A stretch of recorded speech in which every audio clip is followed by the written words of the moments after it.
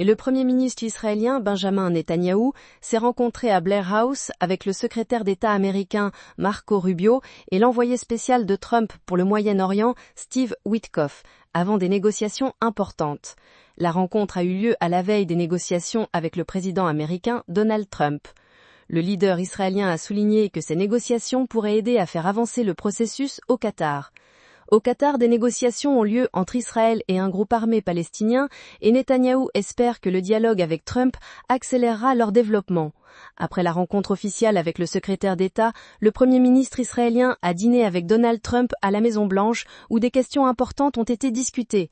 Netanyahou a remis à Trump une lettre de nomination pour le prix Nobel de la paix, soulignant l'importance de leur coopération et de l'amitié entre leurs pays. Trump a exprimé sa joie de la rencontre, soulignant une longue amitié et les succès communs réalisés grâce à leur collaboration. Il a noté que de plus grands succès sont à venir et a souligné que rien ne vaut la Maison-Blanche comme lieu pour de telles rencontres. Trump a chaleureusement accueilli Netanyahou et son épouse Sarah, mentionnant leur travail commun avec Ron qui donne d'excellents résultats.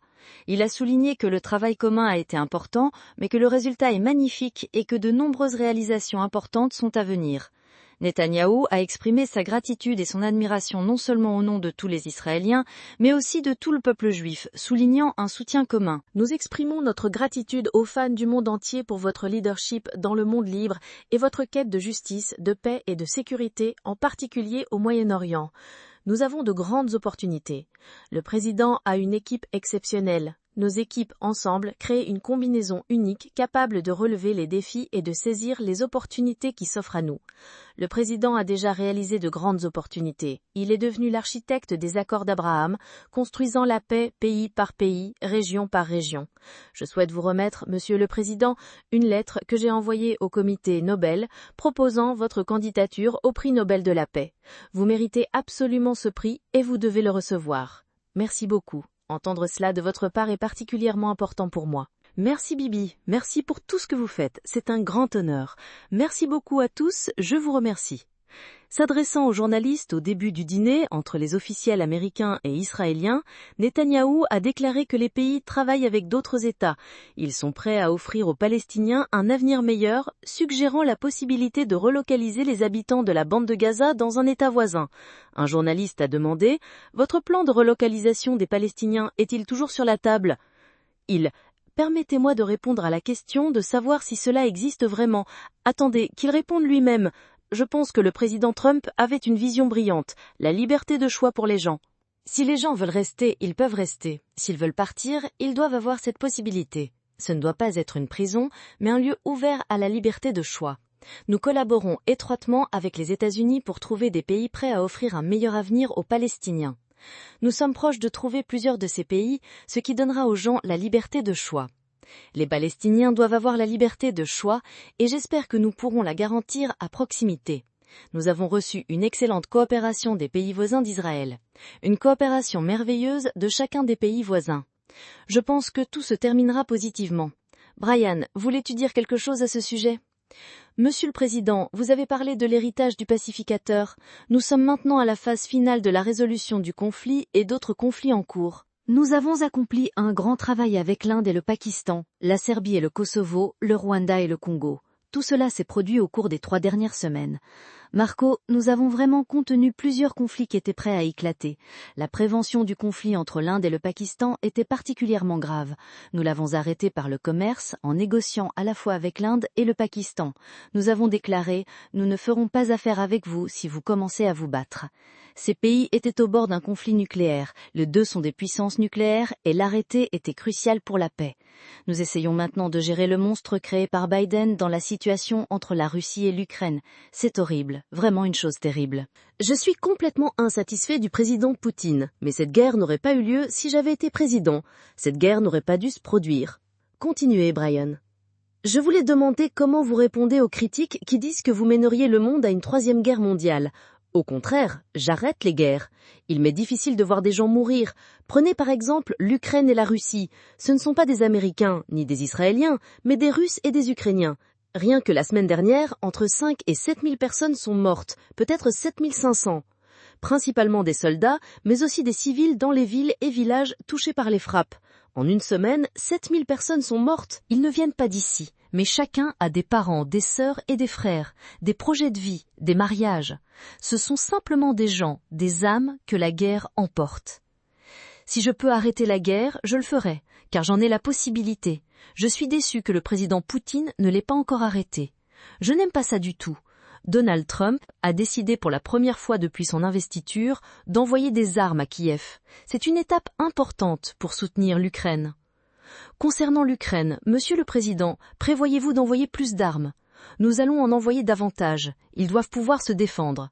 Ils subissent actuellement de très fortes attaques. Nous devrons envoyer plus d'armes, principalement défensives, pour les aider à tenir. Beaucoup de gens meurent dans ce chaos. Cependant, on parlait davantage de l'Iran et de la Palestine, des rencontres prévues et des accords de paix sur papier. Ils se sont séparés sur une note peu agréable. Cette période a duré un peu plus de quelques jours et a laissé beaucoup de questions sans réponse. La situation était compliquée. Nous étions au bord du conflit, avons lancé des missiles et chacun d'eux a été abattu avec succès. C'était incroyable et cela signifiait pratiquement la fin. On nous a informés à l'avance d'où et quand les missiles seraient lancés. Ils ont même proposé de changer l'heure du lancement. C'était un signe de respect que j'ai beaucoup apprécié. Il n'y a eu aucune surprise. Nous avons retiré les soldats de la base au Qatar, précisément de cette base. Ils ont dit 14 missiles volent à 13 heures. Ils ont demandé « Voulez-vous que le lancement soit plus tard ?» J'ai répondu non, qu'ils volent à 13 heures. Et à l'heure prévue, plus de 5000 personnes ont quitté la base. Il ne restait que 3 artilleurs et 3 assistants. Sur 14 missiles, tous ont été abattus. C'est ainsi que tout s'est terminé. Ce fut un moment difficile, mais parfois, il faut traverser des épreuves pour atteindre la paix. Je crois que la situation au Moyen-Orient se stabilisera bientôt. Ils nous respectent, ainsi qu'Israël. Ils respectent beaucoup de ce qui s'est passé. Personne n'a vu un équipement comme celui que nous avons utilisé pour détruire les cibles. Quand nous avons détruit les installations, tout s'est terminé. Je pense que les Palestiniens doivent se gouverner eux-mêmes, mais ne pas avoir le pouvoir de nous menacer. Cela signifie que certaines fonctions, telles que la sécurité générale et le contrôle, doivent rester sous contrôle. La sécurité restera toujours entre nos mains, c'est un fait indiscutable. Personne en Israël n'acceptera autre chose, car nous ne nous suicidons pas. Nous voulons vivre et valorisons la vie pour nous-mêmes et nos voisins. Je suis convaincu qu'avec le leadership du président Trump et un travail conjoint, nous pourrons atteindre une paix large avec tous nos voisins, une paix qui renforcera notre sécurité et la stabilité dans la région. Quand tout est arrivé, j'ai dit « tout est complètement détruit ». Mais ils ont demandé une rencontre et je suis prêt à la tenir. Si nous pouvons formaliser les accords par écrit, ce serait excellent. Je pense qu'ils ont acquis un grand respect pour nous et pour Israël. Ils veulent une rencontre et elle aura lieu bientôt, peut-être la semaine prochaine ou quelque chose comme ça. Voyons comment cela se passera. Il serait bon de tout formaliser par écrit. Bien que, compte tenu du résultat de l'attaque, difficile à qualifier ainsi, je n'ai pas jugé nécessaire de formaliser quoi que ce soit. Le simple fait que cela soit arrivé parle plus fort que n'importe quel document. Je comprends pourquoi ils veulent formaliser les accords par écrit. Ils se sont comportés dignement et ont montré beaucoup de respect. Tout a commencé quand ils nous ont informé le 14. Vous savez ce que signifie le nombre 14, n'est-ce pas? C'est le nombre de bombes larguées. C'était symbolique. Nous les avons tous abattus, et je ne m'en inquiète pas. Le monde est déjà assez fou, et cela ne semble jamais finir. Il y a des choses stupides et peu sérieuses, mais il y a aussi des questions vraiment sérieuses. Par exemple, la question qu'on m'a posée après le 7 octobre. Les gens disaient « Les Palestiniens ont besoin d'un État. Le Hamas contrôle déjà Gaza. Voilà leur pays. » Mais qu'ont-ils fait de cet État? Ils n'ont rien construit. Ils ont creusé vers le bas, construit des bunkers et des tunnels de terreur, puis organisé des massacres et des tueries de masse. Ils ont violé des femmes, décapité des hommes, attaqué des villes et des villages. Ce furent des massacres terribles, sans précédent depuis la Seconde Guerre mondiale et l'Holocauste. Alors maintenant, les gens diront peu probablement « donnons-leur encore un État ». Ce ne sera qu'un tremplin pour la destruction d'Israël. Nous obtiendrons la paix avec les Palestiniens, ceux qui ne veulent pas nous détruire. Nous conclurons une paix où notre sécurité restera entre nos mains. Certains diront que ce n'est pas vraiment un État, que ce n'est pas ça. Mais nous sommes concernés, nous avons juré, cela ne se reproduira jamais. Cela se passe maintenant. Cela ne se reproduira pas. Je pense que l'Iran veut se rencontrer pour discuter de la situation. Je pense qu'ils veulent faire la paix. Et je suis pour cela. Mais si ce n'est pas le cas, nous sommes prêts, capables et déterminés. Mais je ne pense pas que cela sera nécessaire. Habibi, je pense répondra très bien à cette question. Je crois que le partenariat entre Israël et les États-Unis, entre le président Trump et moi, a conduit à une victoire historique. C'est vraiment une victoire incroyable. Elle a uni les plus grandes capacités des États-Unis avec la puissance d'Israël, avec l'armée de défense d'Israël, les pilotes, les soldats, avec le Mossad. La combinaison de ces deux forces exceptionnelles a apporté un résultat décisif. Cela a repoussé deux tumeurs qui menaçaient la vie d'Israël, la tumeur nucléaire et la tumeur des missiles balistiques. Il prévoyait de construire 20 000 de ces missiles et de les lancer à travers un pays de la taille du New Jersey. Aucun pays ne pourrait supporter une telle attaque. Et que faire quand on est confronté à deux choses qui peuvent vous tuer? Il faut les éliminer. Et nous y sommes parvenus grâce à des efforts conjoints. Mais enlever une tumeur ne signifiait pas qu'elle ne peut pas revenir. Il faut surveiller constamment la situation pour empêcher toute tentative de récidive. Nous avons obtenu un grand résultat et je pense qu'une partie des efforts pour le consolider est une surveillance rigoureuse. Bien sûr, le président et moi en parlons, nos équipes en discutent, mais non. Il n'y a aucun doute, c'est une victoire historique qui a changé la face du Moyen-Orient. Il y a maintenant une opportunité d'élargir les accords d'Abraham, qui était déjà un événement significatif. Le président mérite pour cela le prix Nobel de la paix. Les opportunités sont maintenant beaucoup plus larges et j'espère que l'Iran ne mettra pas notre détermination à l'épreuve, car ce serait une erreur. Il vaut mieux emprunter une autre voie. Quant au changement de régime en Iran, cette décision doit être prise par le peuple iranien, pas par des forces extérieures. Merci, Monsieur le Premier ministre. L'administration Trump a pleinement soutenu les changements en Syrie et le nouveau régime, mais votre gouvernement est plus prudent en matière de sécurité. Êtes-vous satisfait de l'évolution de la situation en Syrie? Je pense que la situation ouvre de nouvelles possibilités. Tout le monde comprend qu'auparavant l'Iran contrôlait la Syrie via le Hezbollah, mais maintenant le Hezbollah est mis à genoux et l'Iran est sorti du jeu. Cela crée des perspectives de stabilité, de sécurité et finalement de paix. Le président a ouvert un nouveau canal de négociation grâce auquel les parties ont quelque chose à perdre et à gagner. Je considère que cette opportunité est le mérite du président qui a ouvert la voie à la paix et à la sécurité dans une région auparavant marquée par le conflit et l'instabilité. Nous avons créé une nouvelle situation en matière de sécurité en assurant la chute du régime d'Assad. Y a-t-il des négociations directes avec le gouvernement d'Assad? Non, il n'y en a pas.